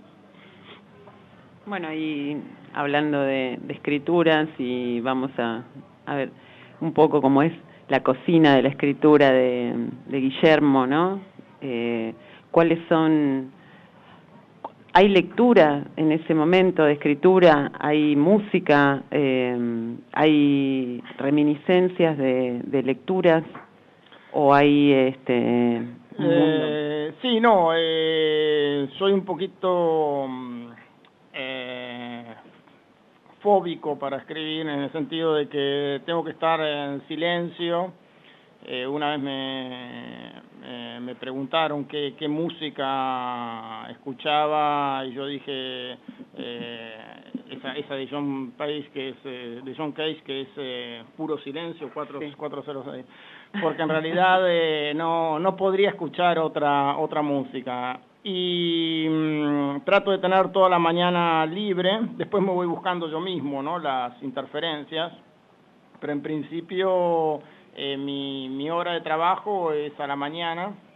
Y lo que sí hago, y también esto lo recomiendo mucho tengo ahora alumnos de una maestría en escritura creativa, es rodearse de libros afines a aquellos en los que uno está trabajando. Es decir, si yo estoy trabajando, por ejemplo, cuando estaba escribiendo, yo también tuve una novia bisexual, traté de evocar cuáles eran los libros de la adolescencia, de la juventud, que me había interesado cómo estaba tocado el tema sexual, ¿no? Y rodearse de libros que estén más o menos en la línea, cuando escribí acerca de Roderer, todas las recreaciones del mito fáustico. Para tener, bueno, esa es un poco una idea que a mí sí me ha sido como una especie de aporte del modo científico de mirar, que es tener una idea de qué es lo que está hecho, qué es para no repetir lo mismo, ¿no? O sea, no el ademán, digamos, de ver, de reclinarse en la tradición, sino justamente ver qué se ha hecho en las inmediaciones de ese tema para poder decir algo que sea diferente. Y además porque uno siente que está de algún modo acompañado de esa manera, ¿no? Que hay una compañía de escritores que han pensado sobre eso. Me acuerdo de una introducción a un libro de ciencia que decía que la lectura se parece al espiritismo, que es como una forma de poder conversar con los muertos, ¿no? O sea, al leer en el pasado uno tiene esa sensación de que puede todavía de algún modo compartir algo con los muertos. Uh-huh. Bueno, y o sea, leyendo tu obra uno encuentra que es muy muy fuerte la presencia, y es un tema del que todavía no hablamos, pero me gustaría que Guillermo nos comparta un poquito de eso. Guillermo es matemático, además, ¿no?, de escritor, de ficción, diríamos, de narrador. Y es un matemático que se ha desempeñado como tal, no solamente como estudio. Hay un lenguaje, una lógica de construcción, un trazado dentro de un plan de cada una de tus obras, que de alguna manera, y eso es lo que la hace a cada una de tus cuentos y tus novelas, con cierta, como si tuviera una gramática propia, ¿no? Me refiero que, y entiendo que es como si hubiera un plan matemático trazado ahí, ese plan de obra, ese trabajo con el lenguaje, esa construcción de una historia. Y que si es cierto que esa otra disciplina que es estructurante en tu vida también se transfiere a la hora de crear, a la hora de construir una obra literaria. Bueno, muchas veces se asume eso, sobre todo por parte de algunos críticos, ¿no?, que por la información de la solapa ya infieren una cantidad de cosas sobre las cuestiones de estilo, los planes internos de la obra. Pero yo creo que tiene más que ver, mira, con dos cuestiones que son, por un lado, yo tuve una formación de cuentista, que es el cuento como género es ya un género riguroso. Uh-huh. Y además los maestros que tenemos nosotros en el Río de la Plata son cuentistas particularmente técnicos, depurados, hay una traducción muy fuerte del cuento, hay una sensación de qué es un buen cuento, y no tenemos, digamos, cuentos o cuentistas a lo Alice Munro, que son ya casi novelistas, digamos, ¿no? O sea, nuestra tradición del cuento es ceñida, precisa, hay teoría, ha sido muy transitada, ¿no? Entonces ya eso tiene una estructura matemática.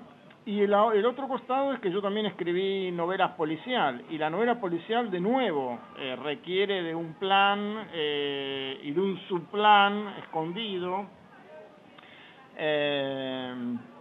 Hay un ensayo interesante de Borges que es previo a la teoría de Piglia sobre la teoría del cuento que cuenta dos historias, ¿no? Que aparece en tesis sobre el cuento de Piglia.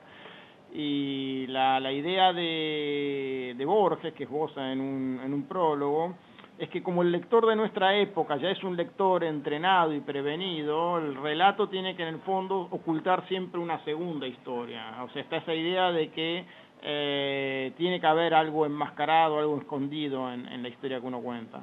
Bueno, fíjate que esa es en el fondo la estructura del relato policial, o sea, se cuenta algo en primer plano, pero tanto el lector como, o sea, hay una especie de pacto entre el autor y el lector, de que la verdad está sumergida y va a aparecer, digamos, más bien hacia el final, ¿no? Y que solamente el lector va a poder entrever algo de esto. Bueno, eso ya tiene la estructura del teorema de matemática, ¿no? O sea, en el teorema de matemática también uno pone al principio lo conocido, lo que se sabe, y la clave aparece cerca del final, la parte de astucia del teorema, ¿no? Y tiene algo que ver con el ilusionismo. O sea, para mí son tres prácticas muy similares: la literatura, la matemática y el ilusionismo, en el sentido de que uno al principio empieza con algo del orden de lo prosaico, ¿no? Con un billete que se saca del bolsillo, con una moneda, con un pañuelo, y la gracia es extraer de allí algo maravilloso, extraer de lo conocido algo que en algún sentido sea intrigante, diferente, algo a veces horroroso. Entonces, veo esas prácticas similares. O sea, no es que, creo yo, no es que la matemática me ha dado una manera de escribir en particular, sino que hay algo en las estructuras narrativas, lógicas, que tienen algún punto en común. Muy bien. Y en función de tu escritura, y volviendo a algunas de tu obra, algunas de ellas, por ejemplo, en la mayoría de tus ficciones siempre hay un contexto que remite a un hecho histórico o algo de nuestra historia social, no solamente en la Argentina, ¿no? Por ejemplo, en la obra yo también tuve una novia bisexual. El contexto de obra es el año 2001, el atentado de las Torres Gemelas. En Acerca de Roeder tenemos a Malvinas como elementos, ¿no? que rodean el relato. Esta necesidad de situar es algo que a la trama de la novela, diríamos, es lo que quiero preguntar es esa presencia del contexto se sucede para el escritor en la necesariedad de poder situar y contextualizar y contemporizar una obra, o es también una necesidad tuya como escritor, como actor dentro de una contemporaneidad, de poder construir una ficción a partir de un relato histórico que obviamente que nos atraviesa a todos como ciudadanos de este mundo, ¿no? Sí.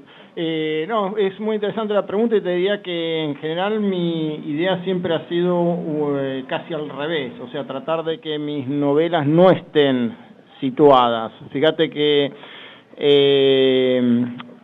hago una pequeña introducción sobre esto. O sea, todo lo que ha sido mi pensamiento político. Yo tuve una participación política bastante intensa durante la adolescencia, la juventud, pero nunca creí que debiera transferirse mecánicamente, porque para mí, o sea, el mundo de lo literario yo lo veo como un mundo mucho más autónomo, ¿no? O sea, y a mí es la clase de literatura que me gusta, además, la literatura que se independiza un poco de lo real y del aquí y ahora y de la historia nuestra. O sea, siempre me interesa el momento en que lo literario se separa más bien de lo real, ¿no?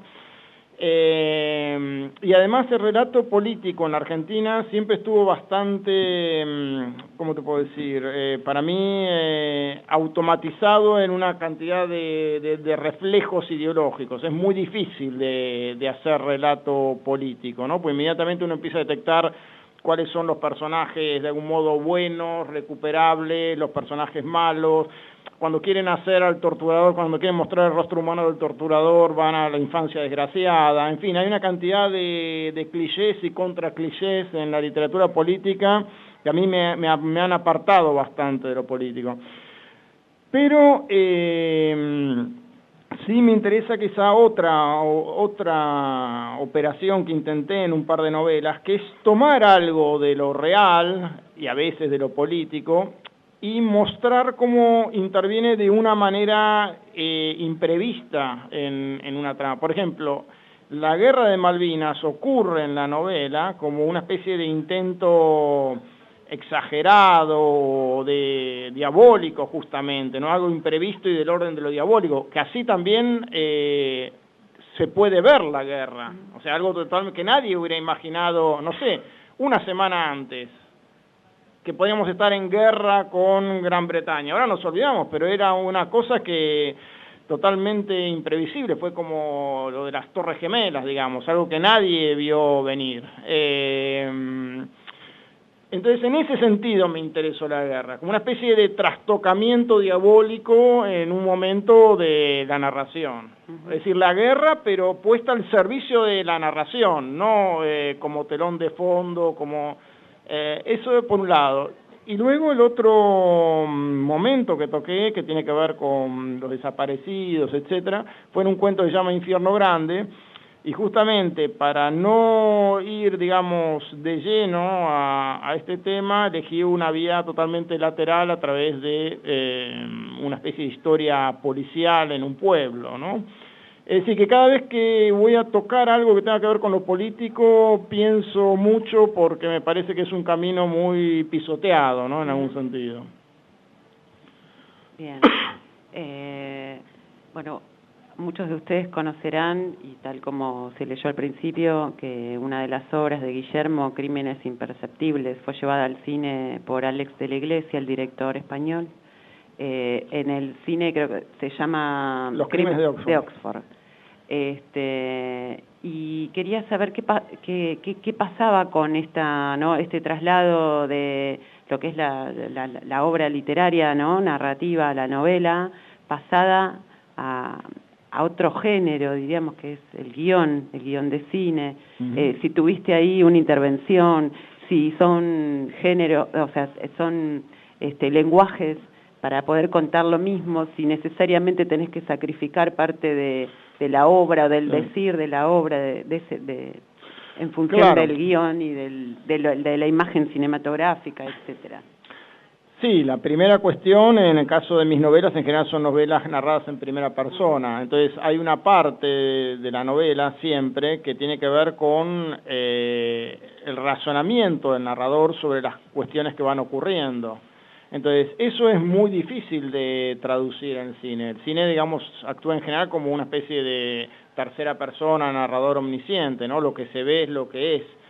Entonces, a mí siempre me preocupa ese pasaje, ¿no? Que hay una dimensión que se pierde, que es la dimensión de lo que va pensando el narrador a medida que ocurren los hechos. Y luego había otra cuestión que para mí era importante, que era, yo intenté que el narrador en mi novela no fuera justamente el típico nerd de Hollywood que muestran cuando quieren retratar a un matemático, ¿no? O sea, una persona torpe socialmente, que abstraída, que en la vida real no da pie con bola, que se despierta con teoremas matemáticos resueltos. En fin, como yo viví entre matemáticos durante muchos años, quería ser un matemático un poco más normal, por decirlo de algún modo, ¿no? Pero en la película volvió el estereotipo. Igualmente hay también cosas que se ganan, no todo es pérdida. O sea, lo que se pierde es que siempre hay una simplificación. Por ejemplo, ellos no pudieron poner las escenas que tienen que ver con René Lavand, que para mí eran importantes en la novela. Hay personajes que, bueno, que no están desarrollados. O sea, hay una cantidad de cuestiones que se pierden. Pero, por ejemplo, Alex de la Iglesia me dijo que él le iba a dar más importancia al personaje de Wittgenstein, porque él terminó la carrera de filosofía y durante la carrera le había interesado mucho Wittgenstein al punto de que pensaba hacer una película sobre el año que compartieron en el liceo Wittgenstein con Hitler. Entonces llegó a decirme, no te extrañe que también aparezca Hitler en tu película. Por suerte eso no llegó a ocurrir. ¿No? ¿Qué opinas de Albert Einstein o de Charles Chaplin? ¿Qué opino en qué sentido? ¿Con respecto a qué? ¿A la vida? ¿A una...? Películas de Albert Einstein no conozco.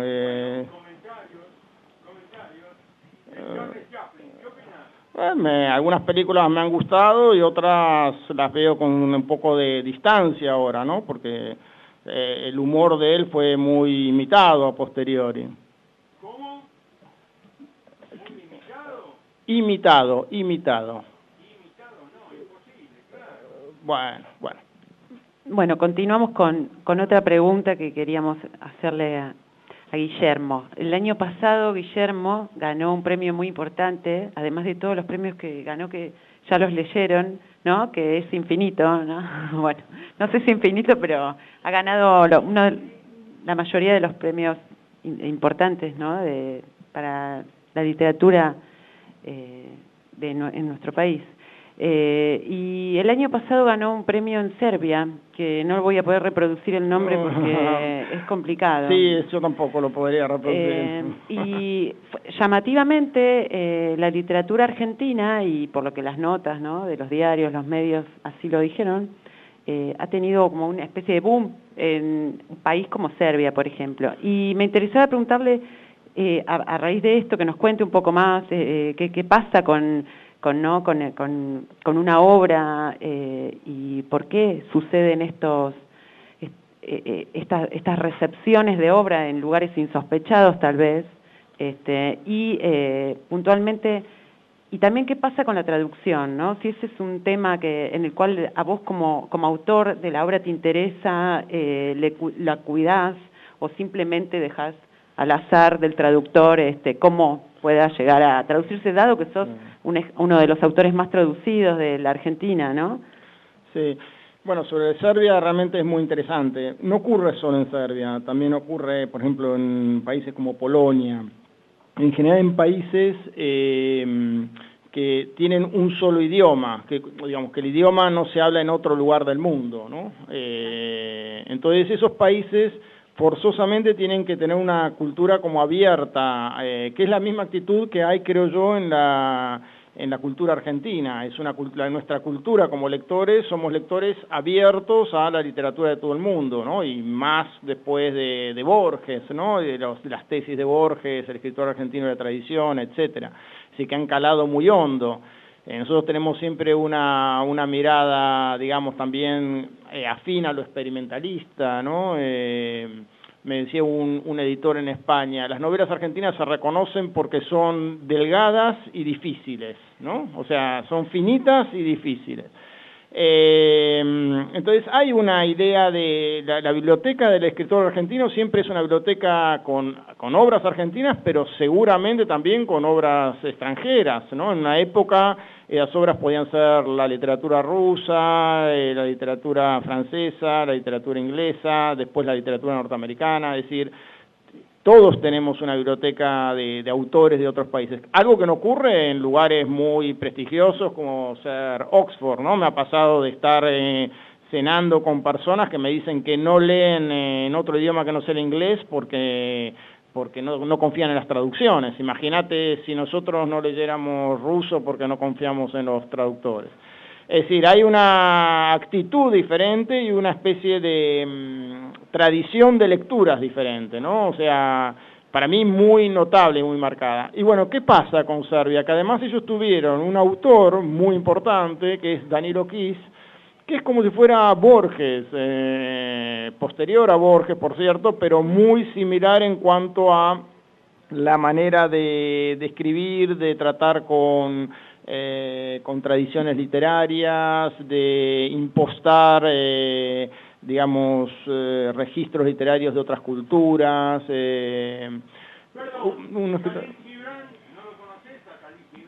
Sí, pero estoy hablando de literatura serbia ahora. Bueno. Sí, gracias, gracias.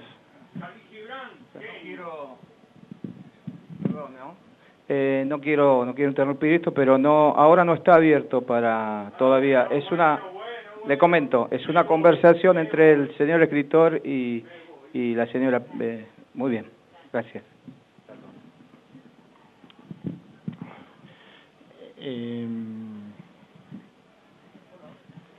Estábamos hablando del autor serbio. De Danilo Kiš.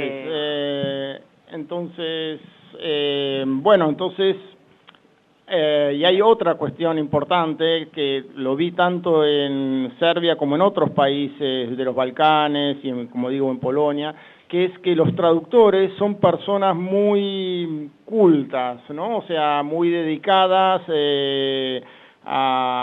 son como, ¿cómo puedo decirlo? Son realmente especialistas y entonces hay hay un cierto prestigio en ser traducido y entonces, yo creo que eso también hace a que las traducciones son de algún modo como amparadas culturalmente, ¿no? Nosotros como tenemos una tradición de mezcla de cosas, ¿no? O sea, hay también traductores muy selectos, pero entra toda una cantidad de literatura extranjera.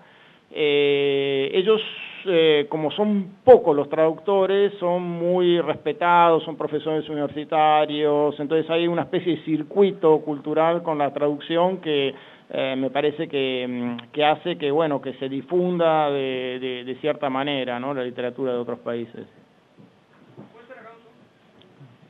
Recién estuvimos con el director cultural de la Feria del Libro y él decía que con respecto a la literatura y cómo se fue modernizando también la feria, que él no estaba en contra de Internet. Sin embargo, muchos directores de escuelas de periodismo en Argentina dicen que a veces los estudiantes están como demasiado cómodos y buscan lo primero que hay sobre el primer tema y se queda ahí. ¿Usted qué piensa sobre que si Internet beneficia la literatura, si hay un poco de confusión en cómo usar el tema, si es una herramienta útil?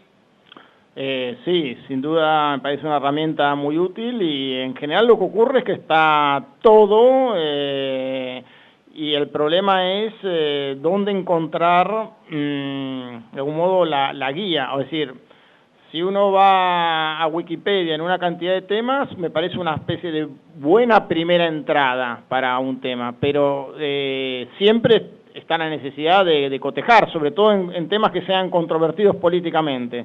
Los temas donde hay controversia política, o sea, si uno va a buscar el año de nacimiento de Lacan, por decir algo, está todo bien. Ahora, si uno va a buscar qué pasó el día del ataque a las Torres Gemelas, ahí puede haber una cantidad de cuestiones que se modifican diariamente, ¿no?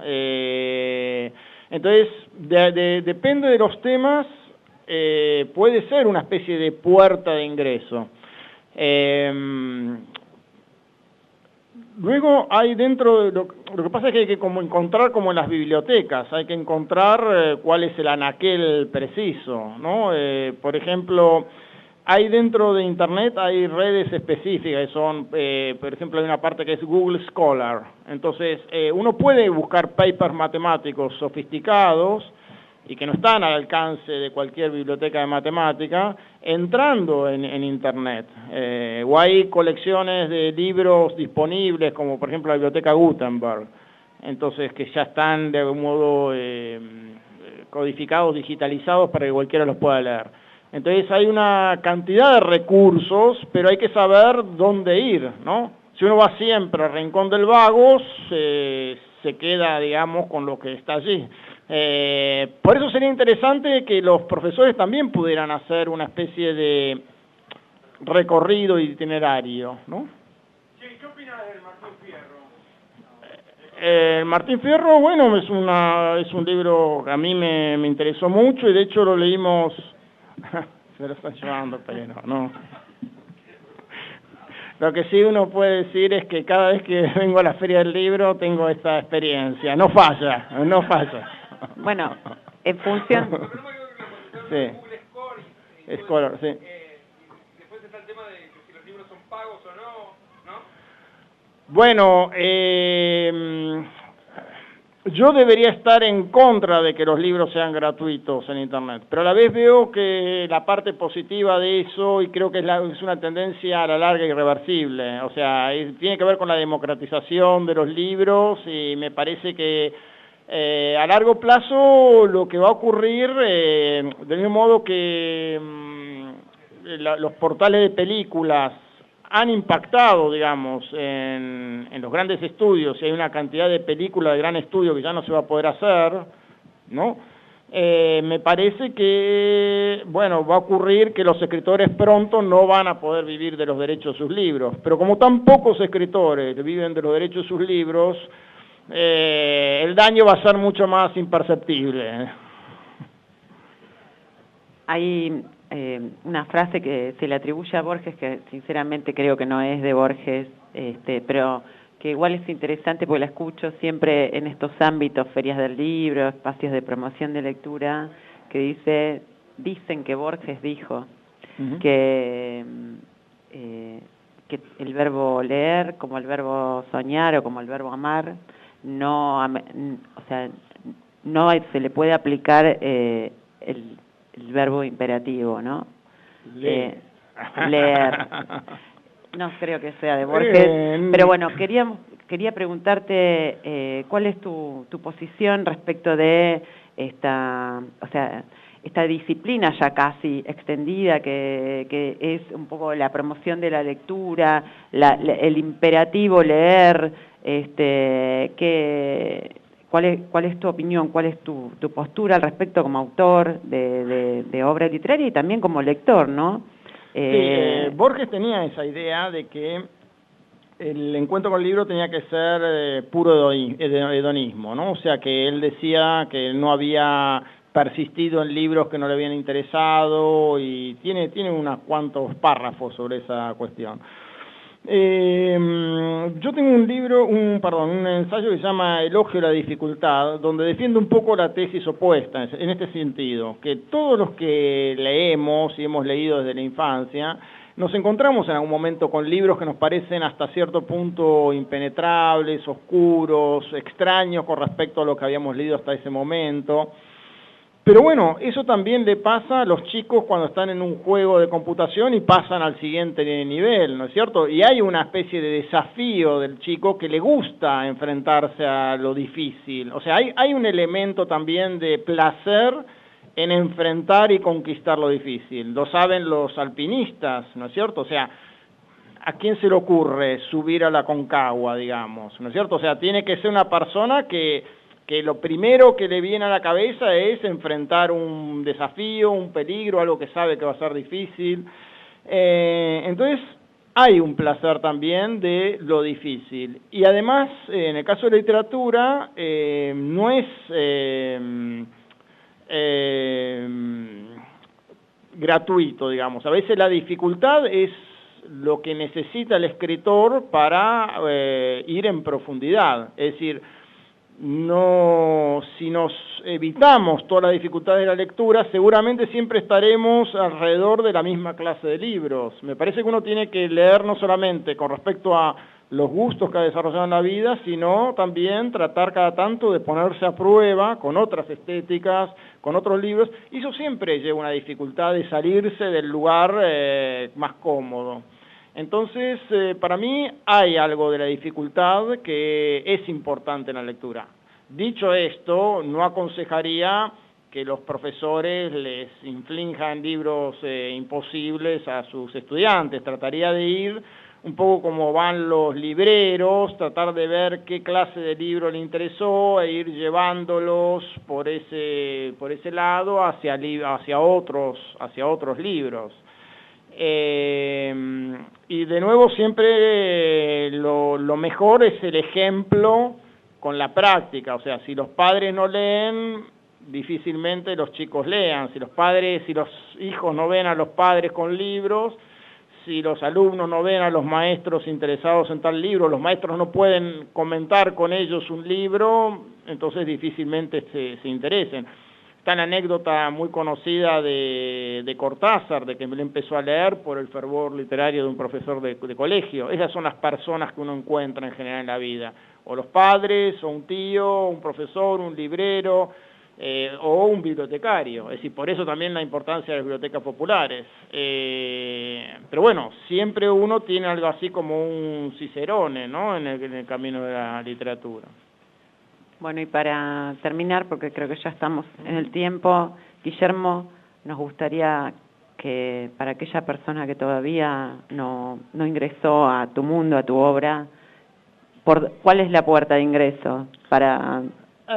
Bueno, el libro que yo siempre doy como carta de presentación, sobre todo a mis colegas escritores, es mi primera novela acerca de Roederer. Es una novela que no sé si tiene muchas virtudes, pero es breve, digamos. Entonces,